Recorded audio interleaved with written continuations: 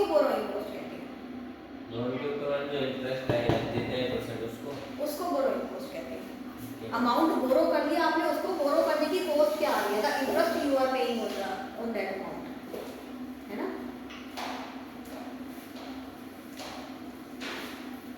ठीक है, तो हम क्या पढ़ेंगे, IAS 23 borrowing cost.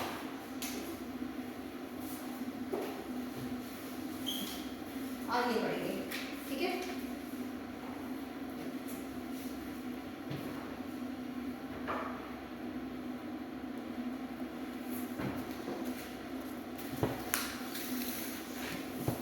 Ma'am TP भी हो गया, इन्वेस्टमेंट वाला हो गया, बोरोइंग वाला चाहिए ना।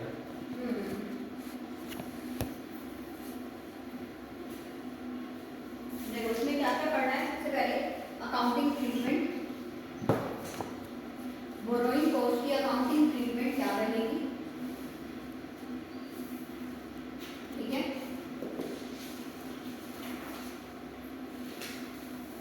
सेकंड हमें पढ़ना है borrowing cost eligible for capitalisation.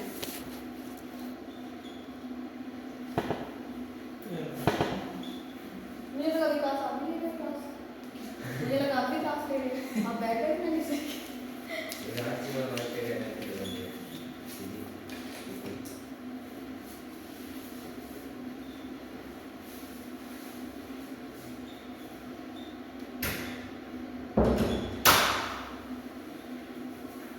Borrowing cost eligible for capitalisation और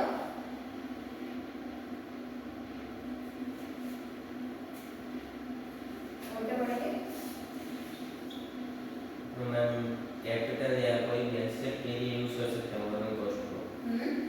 कोई भी एसेट या फिर कैपिटलाइज के लिए यूज कर सकते हैं बोरोइंग कॉस्ट को। मीनिंग ऑफ कैपिटलाइजेशन इज कि आपको कितने अमाउंट को पार्ट ऑफ फिक्स्ड एसेट मानना है, नॉन करंट एसेट मानना है। इसका मतलब कितना amount of borrowing cost you will add in the cost of the asset, asset की कॉस्ट में कितना लेके जाओगे, जिसको हम डेप्रिशिएट करेंगे, समझ रहे हो। और अगर हमारा कुछ अमाउंट ऐसा होता है जो हमारा कॉस्ट में नहीं जाएगा, वो कहाँ जाएगा, direct profit and loss account में, डायरेक्ट उसको एक्सपेंस क्लेम करेंगे, ठीक है। एक पार्ट जाएगा हमारा एसेट की कॉस्ट बनेगा जिस पर डेप्रिसिएशन लगेगा, एक पार्ट हमारा कहाँ जाएगा, डायरेक्ट एक्सपेंस में, ठीक है। डायरेक्ट एक्सपेंस में और डायरेक्टली एक्सपेंसेस में चला जाएगा। कमेंसमेंट, सस्पेंशन, इनका मैं मीनिंग अभी आपको बताती हूँ, एंड सेसेशन, ठीक है। ये तीन चीजें हम इसमें पढ़ेंगे। देखो तो वो क्या है, सेसेशन। सेसेशन,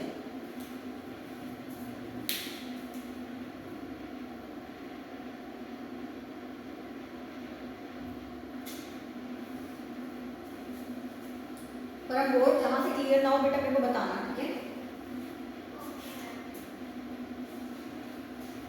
अकाउंटिंग ट्रीटमेंट, देखो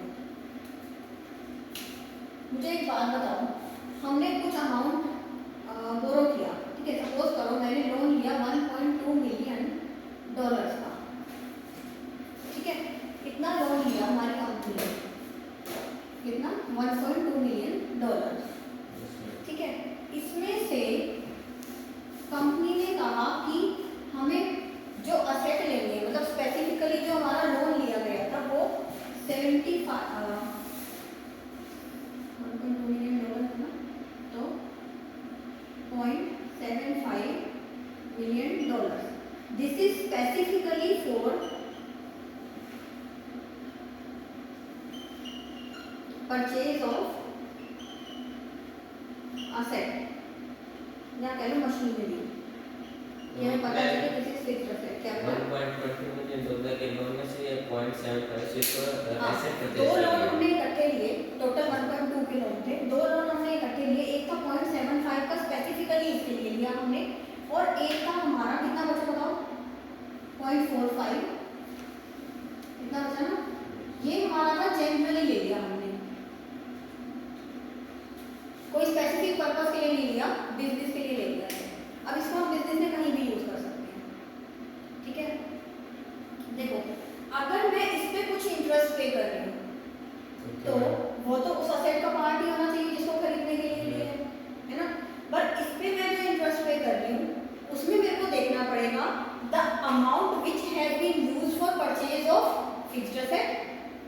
amount which has been not used, which has not been used in purchase of fixed asset. दो में से चाहिए होगी कैटेगरी, इसको हम निकालेंगे कि कितना हमारा फिक्स एसेट की परचेज में यूज हुआ है, ओनली उसकी कॉस्ट को हम ऐड करेंगे किसमें, फिक्स एसेट की कॉस्ट में।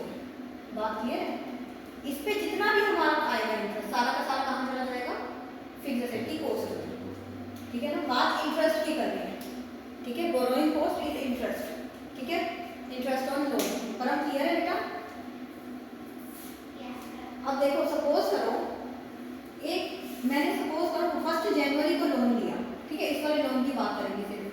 1 जनवरी 2020 को मैंने लोन लिया, ठीक है, बट बनाना स्टार्ट करते करते असेट को, जब हम मशीनरी या फिर बिल्डिंग बनाने के लिए लिया, बिल्डिंग की कंस्ट्रक्शन स्टार्ट करते करते मुझे 6 मंथ्स लग गए, स्टार्ट नहीं हो पाई, कुछ और फॉर्मेलिटीज चल रही है, गवर्नमेंट अप्रूवल चल रहे हैं, कुछ चल रहे हैं, ठीक है।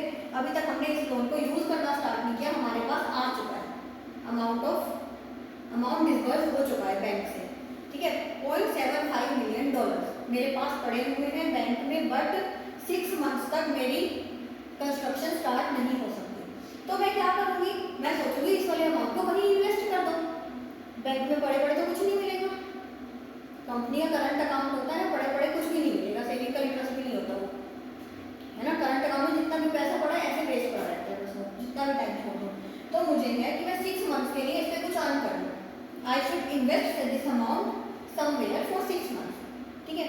तो मैंने क्या किया, इससे कुछ किसी कंपनी के शेयर खरीद लिए, ठीक है, कोई स्टॉक्स खरीद लिए, स्टॉक्स या शेयर की बात है ना, वो खरीद लिए।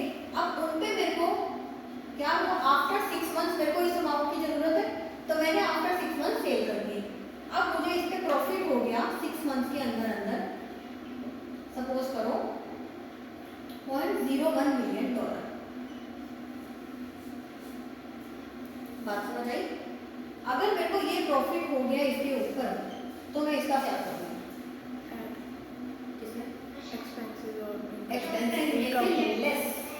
इनकम एंड एक्सपेंसेस अकाउंट में ऐड होगा। इनकम एंड एक्सपेंस अकाउंट में नहीं जाएगा, क्या होगा, जो क्या मैं बोलो बेटा करो, जो हमारा बोरोइंग कॉस्ट निकलेगी ना, इंटरेस्ट जो निकलेगा, जो हमें इंटरेस्ट लेके जाना है फिक्स एसेट की कॉस्ट में, उसमें से पहले ही इसको लेस कर देंगे इस वाले अमाउंट को। कैसे मैडम? देखो जो हमने $0.75 मिलियन जो हमारे पास 6 महीने के लिए पड़े हुए थे, उनको हमने कहीं इन्वेस्ट करा, उसके ऊपर इनकम कमाई। जैसे ये परचेज किया था या फिर वहाँ इन्वेस्ट कर दिया।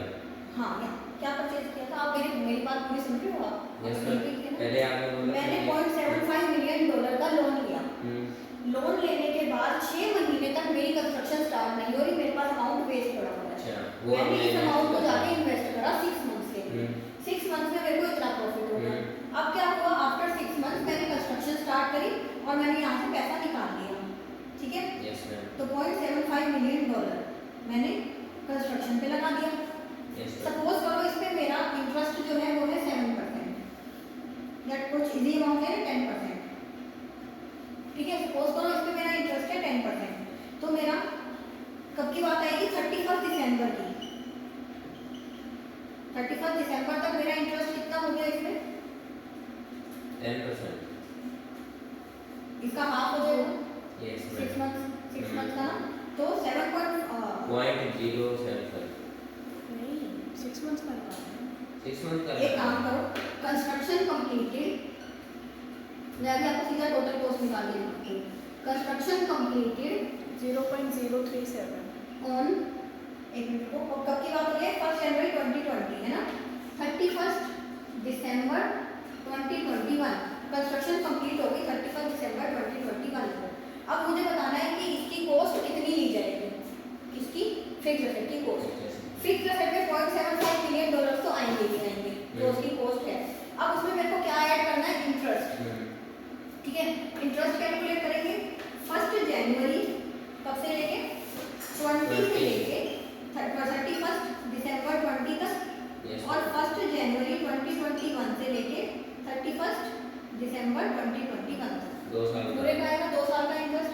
कितना हो जाएगा, 10% इंटू 2, 0.075 इंटू 2, 0.50, 150, 2 साल का है।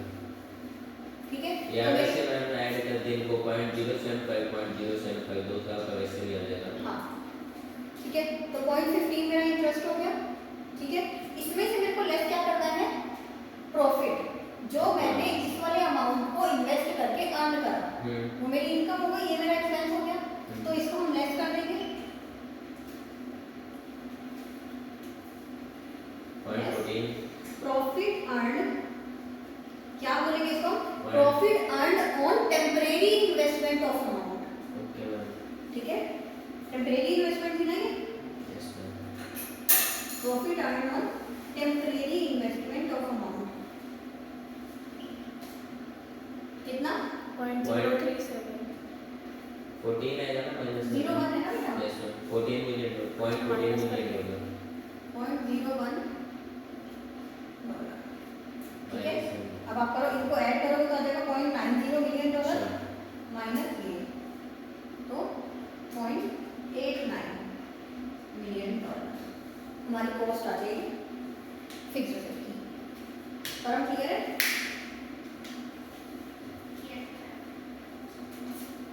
क्लियर है ना। एक मिनट नोट,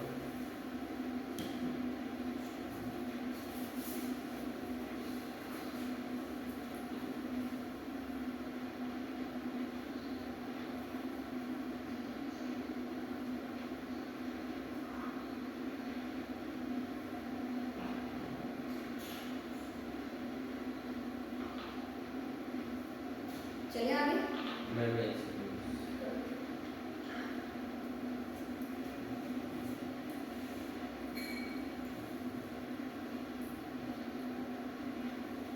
आपने नोट कर लो। अगर नोट करते जाओगे ना रितिका साथ साथ, तो आपको देख के रिकॉल करने में देर नहीं लगेगी, बस देखोगे और याद आ जाएगा कि क्या पढ़ा क्लास में।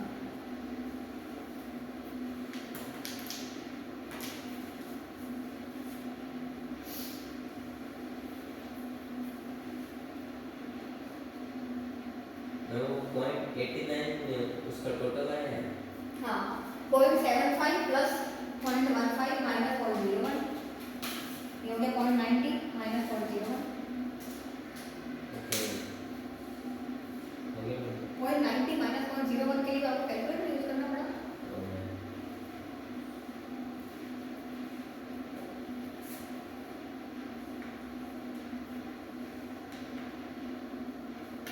हो गया मैम, ठीक है, अब निकालो बोरोइंग कॉस्ट IAS 23 बुक में निकालो।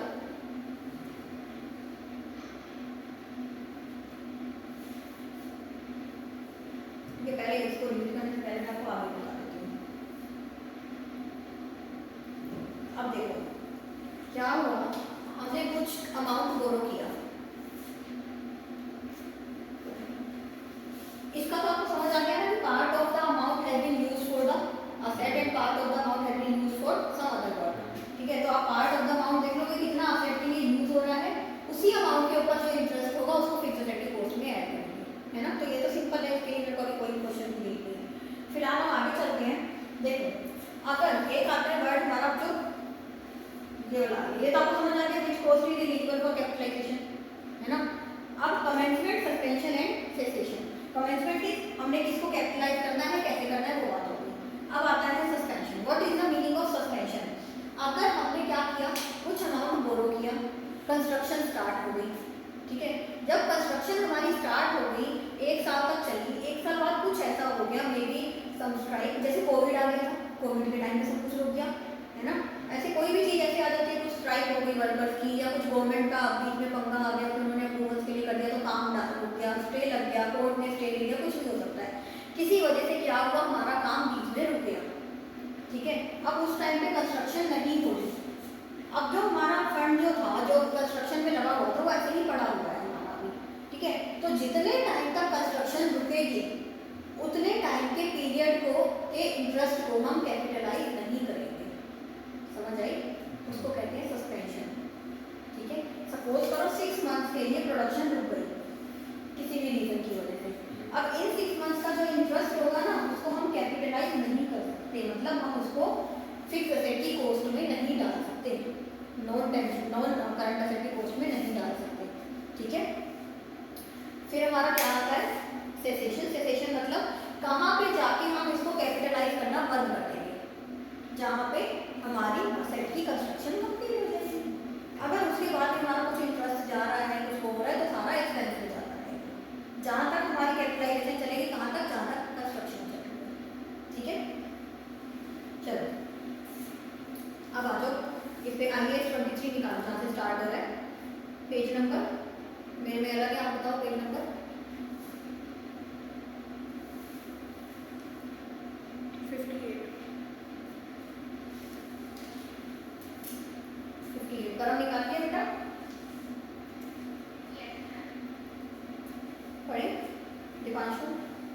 मैम।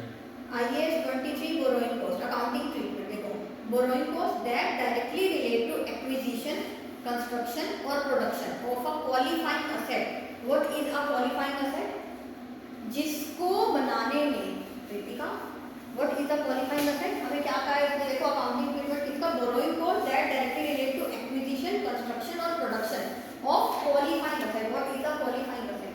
Qualifying asset जो प्रोडक्शन में या फिर प्रोडक्शन में बनने में खरीदने में काफी ज्यादा टाइम ले रहे मतलब सब्सटेंशियल पार्ट ऑफ टाइम जा रहा है उसमें सब्सटेंशियल पीरियड ऑफ टाइम लग रहा है उसमें दैट इज क्वालिफाइंग एसेट क्योंकि इतना टाइम लग रहा है उसी का तो इंटरेस्ट लग रहा है वो करेंगे ना हम उससे वो तभी बोरोइंग कॉस्ट की बात आएगी देखो borrowing cost that directly relate to acquisition construction और production of a qualifying asset must be capitalised as part of a cost of asset a qualifying asset is an asset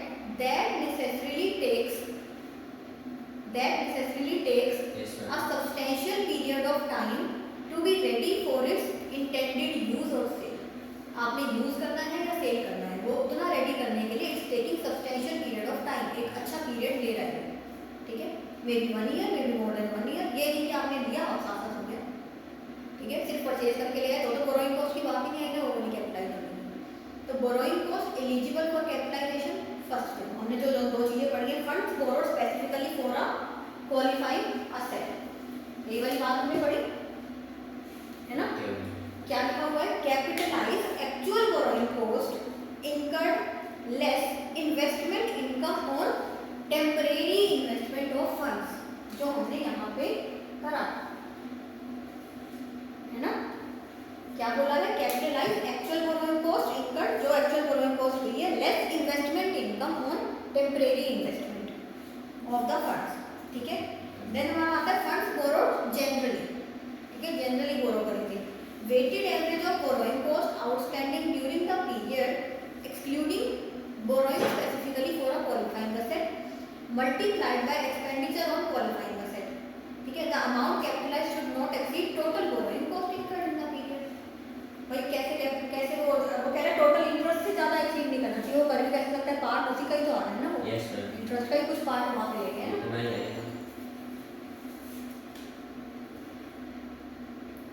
Viren को याद आ गया class है hmm. Good morning Viren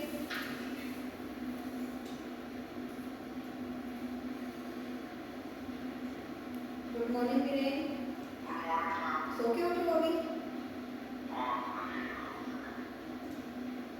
भूल गए थे class में alarm लगा के नहीं सोते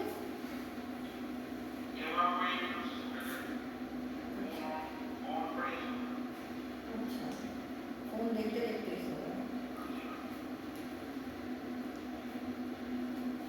अब हमारा बेटा टॉपिक निकल चुका है बोरोइंग कॉस्ट वैसे हमारा ये रिकॉर्ड हुआ है ठीक है आप रिकॉर्डिंग ले लेना ओके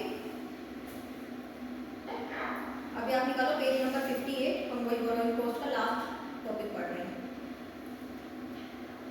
चलो 3.3 में कमेंसमेंट सस्पेंशन एंड सेसेशन तो commencement of capitalization begins with first is expenditure for the asset are being incurred second is borrowing costs are being incurred third is activities that are necessary to prepare the asset for its intended use or sale are in progress ठीक है suspension में क्या है capitalisation is suspended during extended periods when development is interrupted है ना हमने क्या बोला जब डेवलपमेंट इंटरप्ट होगी बीच में हम कंस्ट्रक्शन नहीं कर पा रहे उस टाइम के पीरियड के जो भी बोरोइंग कॉस्ट होगी जो भी इंटरेस्ट होगा उसको सस्पेंड करेंगे उसको हम बोरोइंग कॉस्ट की तरह फिक्स्ड एसेट की कॉस्ट में ऐड नहीं करेंगे वही चीज है सस्पेंशन ये लिखा हुआ है फिर आता है cessation capitalisation ceases when substantially all the activities necessary to prepare the qualifying asset for its intended use और सेल आर कंप्लीट जब कंप्लीट हो जाएगी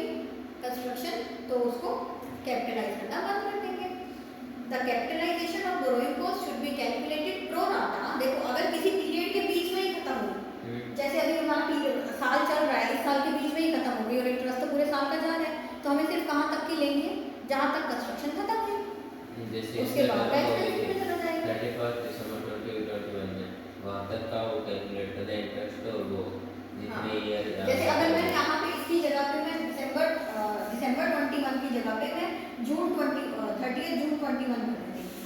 या 6 फिर month 31 जुलाई 21 कर देती हूँ, तो क्या होगा? उसके 7 month का होगा 7 मंथ्स का इंटरेस्ट, 7 मंथ्स का इंटरेस्ट हम किसमें कैपिटलाइज कर देंगे और बाकी 5 मंथ्स का एक्सपेंसेस में लेके आएंगे। ठीक है, हो गया हमारा बहुत छोटा था IAS 23। अब हमारे 3 IAS कवर हो चुके हैं। एक्सपेंसेस वाला फिर माइनस करेंगे या कुछ नहीं करेंगे? किसको? तो 5 month का एक्सपेंसेस वाला बेटा, एक्सपेंसेस वाला तो प्रॉफिट एंड लॉस अकाउंट में चला जाएगा फाइनेंशियल स्टेटमेंट में। अभी यहाँ पे जो हम जिसमें हम नॉन करंट असेट की बात कर रहे हैं कि उसकी कॉस्ट में क्या ऐड होगा, वो सिर्फ उतना ऐड होगा जितना कंस्ट्रक्शन कंप्लीट होने तक गया। ठीक है, तो वो आगे फाइनेंशियल स्टेटमेंट की बात है। आपने अभी यहाँ पे क्या कैलकुलेट करना सीखना है? सिर्फ फिक्स्ड असेट की कॉस्ट, नॉन करंट असेट की कॉस्ट। ठीक है, वीरेन परम, वीरेन थोड़ा बहुत आया कुछ समझ? मैंने बोला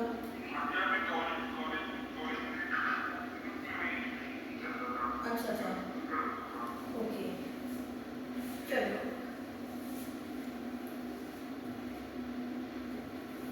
अब आओ इलस्ट्रेशन नंबर 6 पे, बोरोइंग कॉस्ट, जो हमने थोड़ा बहुत अभी डिस्कस किया है ना, इस पे बेस की है illustration number 6।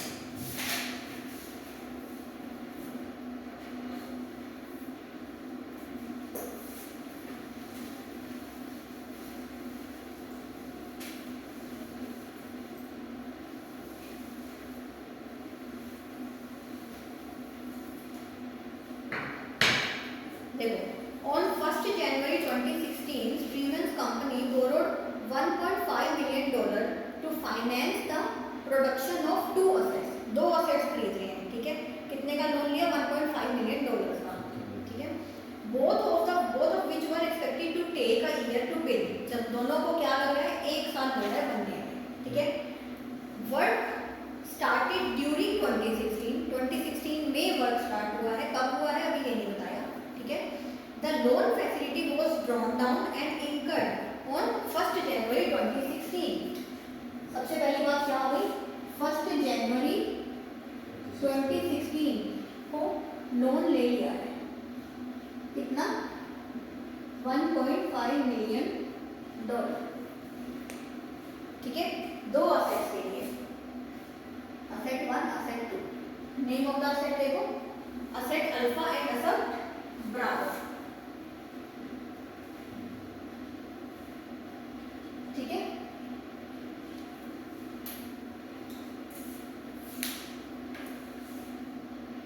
The loan facility was drawn down and incurred on 1st January 2016 and was utilized as follows with the remaining funds invested temporarily। ये बात समझ आई? remaining funds invested temporarily मतलब you have to check कौन से period में वो funds use नहीं हुए, कौन से पीरियड में वो फंड्स अभी तक कंस्ट्रक्शन में नहीं लगाए गए, तो उस वाले पीरियड में उन फंड्स को इन्वेस्ट किया गया होगा टेम्परेरी, जैसे इसमें किया था, ठीक है। यहाँ तो प्रॉफिट हो गया था। हेलो,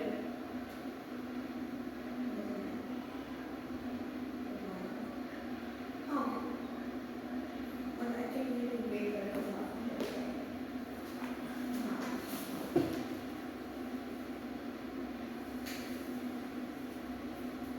ठीक है।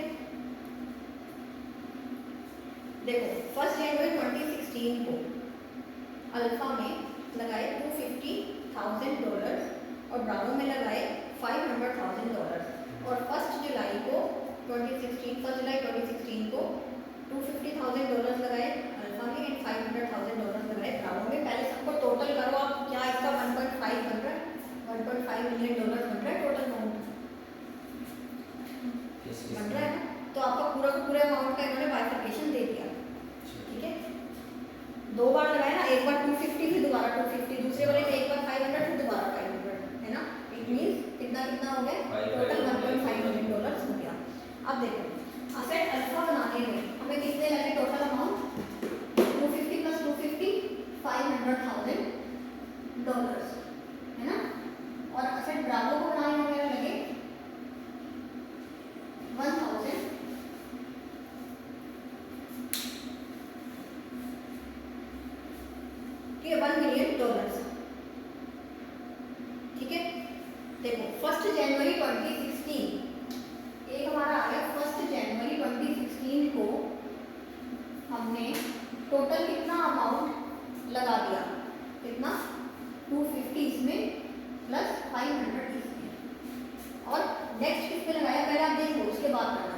नेक्स्ट कब लगाया? 1 जुलाई को।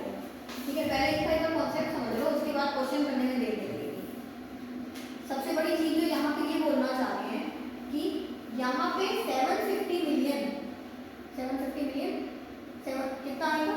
1.5 मिलियन डॉलर है ना, तो 0.75 मिलियन डॉलर जो है वो यहाँ पे लग चुका है। मतलब जो 0.75 मिलियन डॉलर बैलेंस है वो ऐसे ही पड़ा हुआ है वेस्ट। बात समझ आई?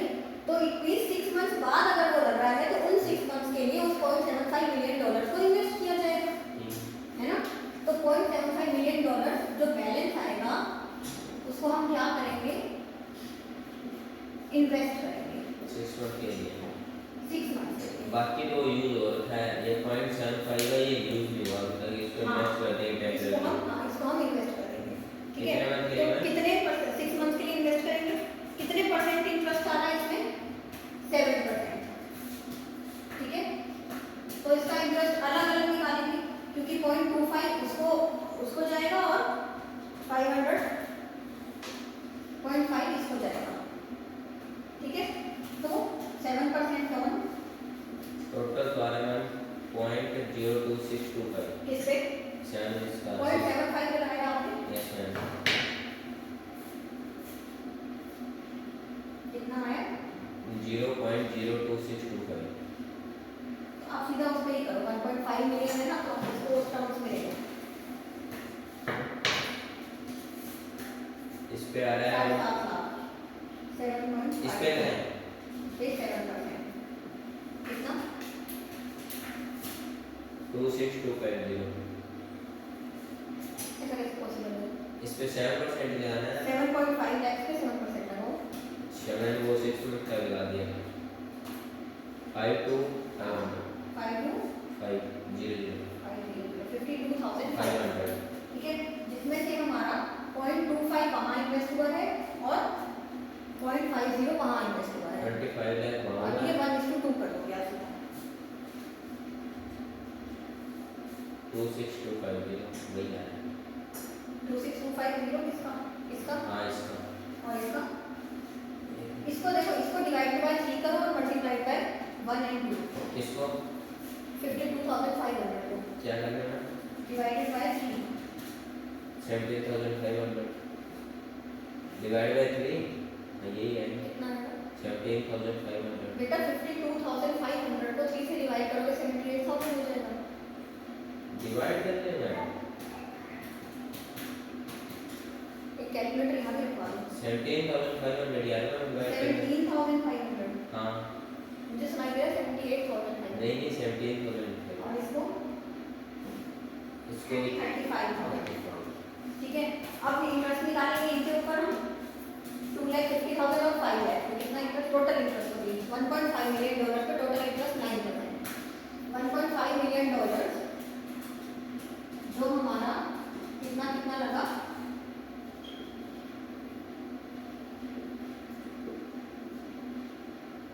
1 मिलियन डॉलर यहाँ पे लगा हमारा और 0.5 मिलियन डॉलर यहाँ पे लगा।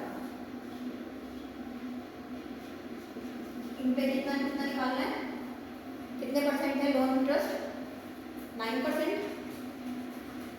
पहले में तो 4,500 आ रहा है 9%। 50 लाख का 9%, 4.5 लाख आएगा।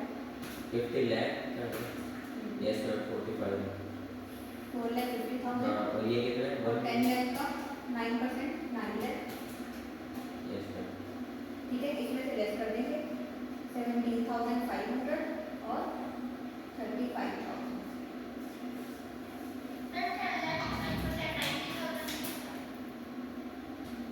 1 लाख का 9% 90,000 होगा ना? हाँ नहीं, वो तो 1 लाख का 90% 90,000 होगा।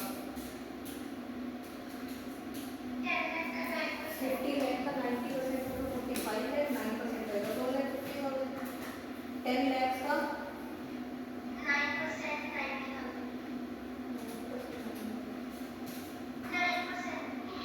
90,000 ये आएगा। 50 लाख नहीं, 5 लाख है क्या? हाँ 10 लाख और 5 लाख। 45 का और 45,000 आएगा इसका। 50 लाख नहीं, तो ये 45,000 है। 45,000 आएगा। 1 1.5 million का 50 लाख पैसा है। कितना 45,000 और 90,000, कितना आ गया यहाँ पे 17,500 और 35,000।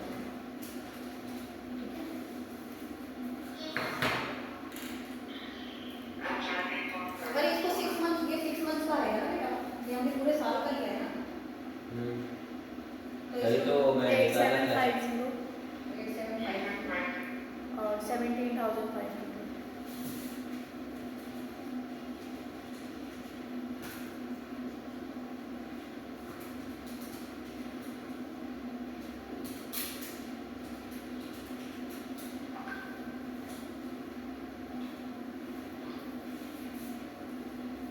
ठीक है।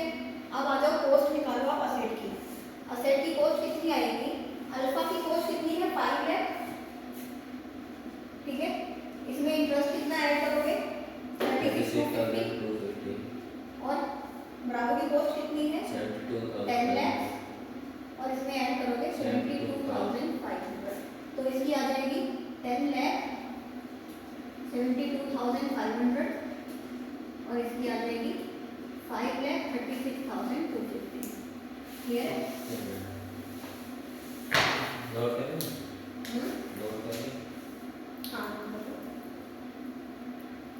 ये इलस्ट्रेशन थी ना, तो आपकी बुक में ऑलरेडी थी, वो ही होगी। इसका है नीचे देखो, हाँ नीचे आंसर है इसका सॉल्यूशन 10,72,500 5,36,250।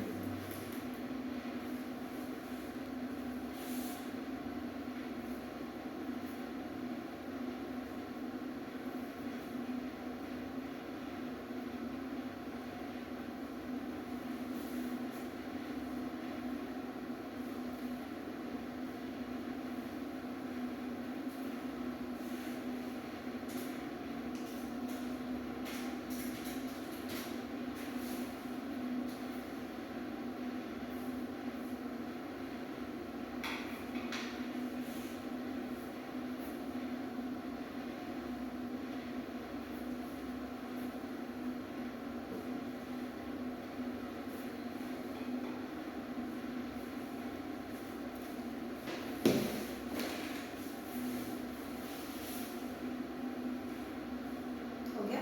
ये 1 जुलाई से भी तो अमाउंट इन्वेस्ट ही करा हुआ है। क्या होगा? 1 जुलाई 1 जनवरी से लेके 30 जून तक इन्वेस्ट करना है। और 1 जुलाई से फिर इसको उसमें लगा दिया असेट में। देखो ना क्वेश्चन में लिखा हुआ है कि असेट में लगाने का तरीका, कि किस पैटर्न में असेट में लगाया है। देखो ये वाली लाइन पढ़ो, जहाँ पे इलस्ट्रेशन नंबर 6 स्टार्ट हो रही है ना, वहाँ से लेके जहाँ पे पैराग्राफ खत्म हो रहा है, देखो वाज यूटिलाइज्ड एज फॉलोज। ऐसे इस वाली पैटर्न में यूटिलाइज करा है। 1 जनवरी 2016 को यूटिलाइज करा है 250 एंड 500, है ना, और 1 जुलाई को 250 एंड 500 है। तो 1 जनवरी से लेके 1 जुलाई तक का जो पीरियड होगा उसमें ये वाला अमाउंट वेस्ट पड़ा होगा, तो हम इसको इन्वेस्ट कर देंगे। इन्वेस्ट करने पे हमारी इंटरेस्ट इनकम कितनी आई? 7%। ठीक है, 6 मंथ्स के लिए वो हमने निकाली। और टोटल हमारी पूरे ईयर की टोटल हमारी कॉस्ट आएगी, इंटरेस्ट कॉस्ट, वो हमने निकाल ली पूरे ईयर की इंटरेस्ट कॉस्ट। जो हमारी इंटरेस्ट कॉस्ट आ गई पूरे ईयर की, उसमें से जो हमारी इनकम आएगी वो लेस कर देंगे, तो हमने इनकम 6 मंथ्स की लेस करी है। क्योंकि 6 मंथ्स की ही है ना, सिर्फ 6 मंथ्स के लिए इन्वेस्ट करना ना आपने। 1 जनवरी से लेके 30 जून तक इन्वेस्ट करना ना, 30 जून के बाद तो आपने उसको निकाल ही लिया। तो इसमें कहाँ लिखा हुआ है कि 1 जुलाई को हमने क्या करा है? लिखा हुआ है 1 जुलाई को यूटिलाइज करा है अमाउंट। आप देखो ना, पैटर्न लिखा हुआ है वाज यूटिलाइज्ड एज फॉलोज। वो पढ़ो, क्वेश्चन पढ़ो। देखो on 1 January 2016 Siemens company borrowed 1.5 million dollars, ठीक है, to finance the production of 2 assets, both of which were expected to take a year to build। दोनों को 1 साल लगना था। वर्क स्टार्टेड ड्यूरिंग 2016, 2016 में वर्क स्टार्ट हुआ। The loan facility was drawn down and incurred on 1 January 2016। 1 January 2016 को हमारे पास पूरा लोन का अमाउंट आ चुका है। ठीक है, पूरा लोन का अमाउंट कितना था? 1.5 million dollars। ठीक है, and was utilised as follows. ठीक है, with the remaining funds invested temporarily. कोई अगर फंड्स हमारे पास पड़े होंगे तो हम उनको टेम्परेरीली इन्वेस्ट कर देंगे। अब क्या हुआ? 1 जनवरी 2016 को हमने जो लोन लिया, ठीक है, 1 जनवरी 2016 को हमारे पास लोन आ गया $1.5 मिलियन का, ठीक है। इसमें से हमने साथ साथ इन्वेस्ट कर दिया कितना, $0.75 मिलियन 1 जनवरी को ही। अब बचा कितना हमारे पास, 0.75 रिमेनिंग रह गया।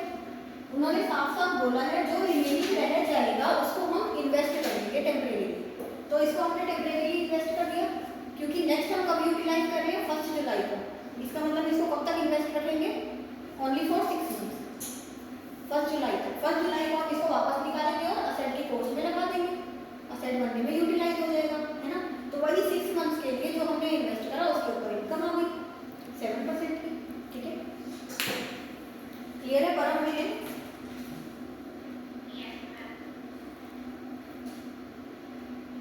अब आ जाओ क्वेश्चन नंबर, एक्टिविटी नंबर 6। एक बार रीड करो और ट्राई करो करने का। देखो मैं क्वेश्चन रीड कराती हूँ, उसके बाद आप खुद करने का एक बार ट्राई करना।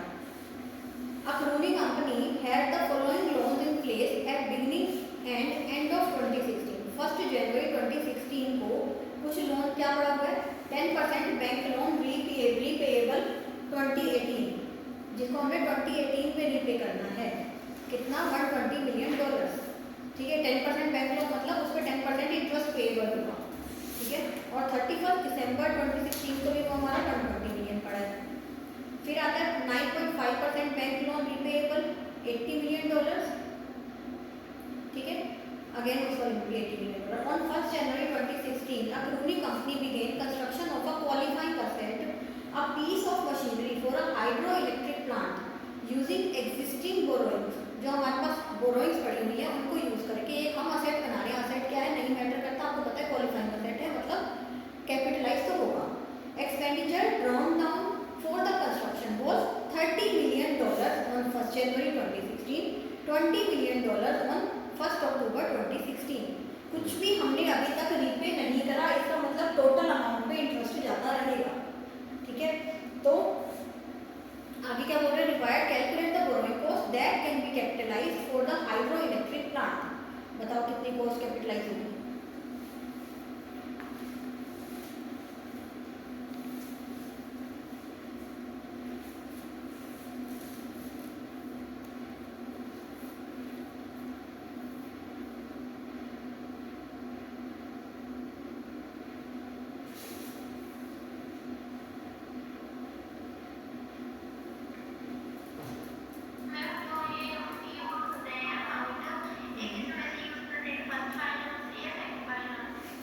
लोन दो ही है बेटा, दोनों लोन एक साथ है, हमें ये कुछ भी नहीं बताया होगा अभी। ये दोनों लोन, सॉरी,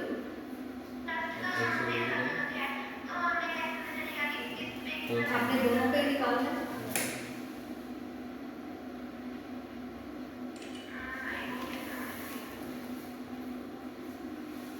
ट्राई करो।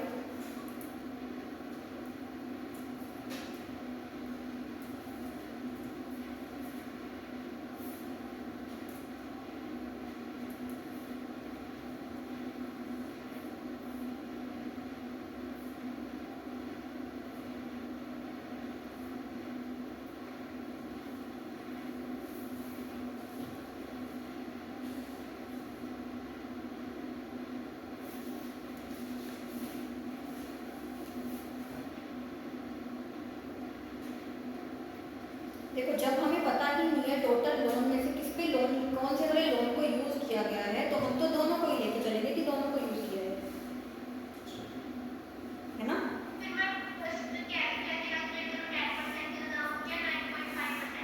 दोनों पे कैलकुलेट करोगे,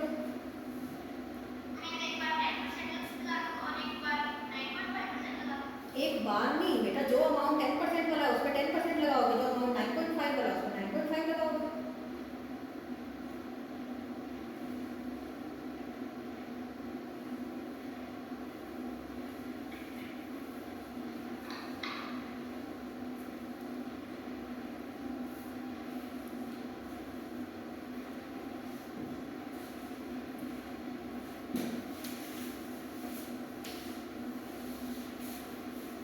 गोल को बंद कर दे तो काफी